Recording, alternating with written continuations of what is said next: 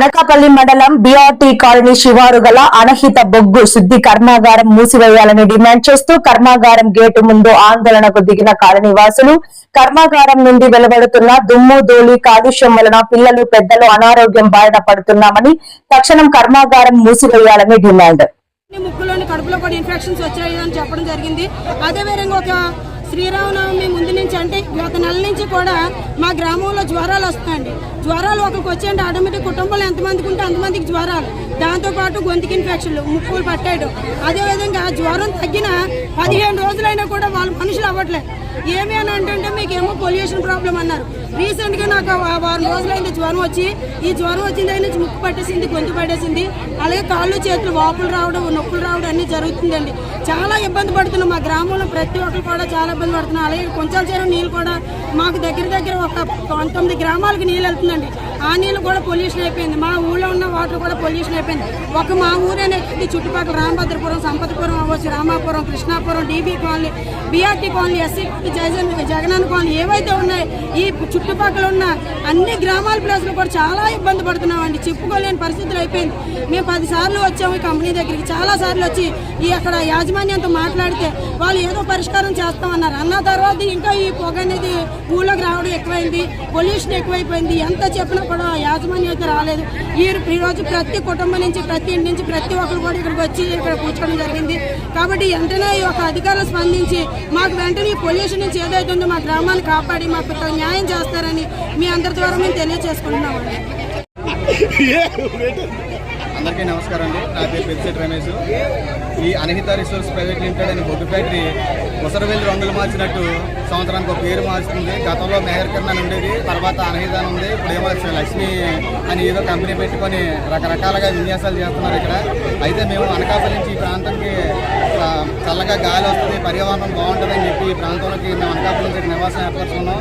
ఇలాంటి మహమ్మారి కంపెనీల వల్ల మేళ్ల మీద ఎండాకాలం మేళ్ల మీద పడుకోవాలన్నా, అసలు మేడ ఎక్కాలన్నా నల్లగా దుమ్ము ధూళితో మా ప్రజలందరూ అనేక రకాల సమస్యలతో బాధపడుతున్నారు. చాలామంది చిన్నపిల్లలు హాస్పిటల్కి ఈ డస్ట్ అలర్జీ అది కళ్ళమంటల వల్ల చిన్నపిల్లలు, ముసలాళ్ళు చాలామంది డెత్ అయిపోయి కూడా ఉన్నారు. ఇది చాలా తీవ్రంగా ఉంది. దీనిపై ప్రభుత్వాలు స్పందించాలి. ఎందుకంటే మేము ఆల్రెడీ కలెక్టర్ గారికి ప్రజావాణిలో పెట్టాము. దీనిపై మరి పొల్యూషన్ బోర్డులు కూడా సరైన రిపోర్ట్ ఇచ్చి ఈ కంపెనీని వెంటనే మూయిస్తారని మేము ఈ కంపెనీ మీ మీడియా ద్వారా తెలియజేసుకుంటున్నాం. ఈ కంపెనీ వాళ్ళకి మీ మీడియా ద్వారా ఒకటి తెలియజేసుకుంటున్నాం. ఎందుకంటే మీరు అనుకుండొచ్చు లేదో ఆదివారం మొదలెట్టి సోమవారం ఆపేస్తారని. ఎట్టి పరిస్థితుల్లో ఈ కంపెనీని ముగించేదాకా మేమైతే నిద్రపోము. ఈ పెట్టిపేట సర్దుకోవడం మీరు ఎక్కడి నుంచి వచ్చారో అక్కడికి తరలి వెళ్ళిపోవాలని మరీ కూర్చున్నాం. జిల్లా అనకాపల్లి మండలం పిసినేడు పంచాయతీ బీఆర్టీ నగర్ అండి.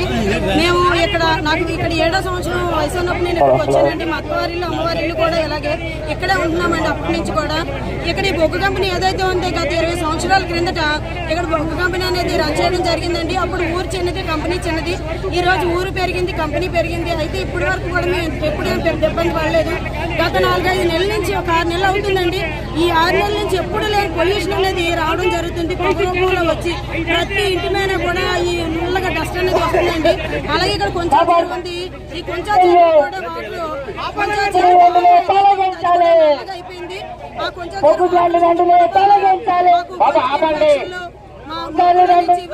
డస్ట్ అలర్జీలు వచ్చాయి.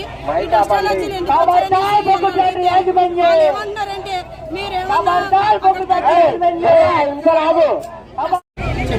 మాది బీఆర్టీ కాలనీ అండి. బీఆర్టీ ఆనుకున్న ఇక్కడ ఒక బొగ్గు ఫ్యాక్టరీ వచ్చిందండి. ఆ బొగ్గు ఫ్యాక్టరీ మొన్నటి వరకు వర్షం వాళ్ళు ఎవరో తీసుకున్నారని తెలిసింది. అది మేము గత ఒక 20 రోజుల కిందట మేము ధర్నా చేసామండి. వీళ్ళు ఎవరో ఈ గ్రామం వాళ్ళందరూ కలిపి ఇబ్బంది పెడుతున్నా అంటే మేము ఇబ్బంది పడుతున్నామని చెప్పి ఈ ఫ్యాక్టరీ మూసేస్తారేమో అని చెప్పి భయపడి ఇక్కడ మా లోకల్ నాయకులు ఎవరో దీన్ని ఫ్యాక్టరీని లీజు తీసుకొని ఏదో చేస్తున్నారని తెలిసింది. అది ఎంతవరకు తెలీదు. అది కరెక్ట్ అయితే మాత్రం మేము దీని మీద చర్యలు అయితే మేము గట్టిగా తీసుకుంటున్నాం. అంటే మీరు ధర్నా చేయడం అయితే ఇంకా తీవ్రంగా వెళ్తుంది. రెండోది ఇంకోటి చెప్పడం ఏంటంటే ఇక్కడ మేము చాలా ఇబ్బంది పడుతున్నామండి. అంటే ఒక గాలి పీల్చిదాటు అంటే ప్రతిదీ కూడా ఇల్లంతా డస్ట్లో. రెండోది పిల్లలు ఉన్నారండి.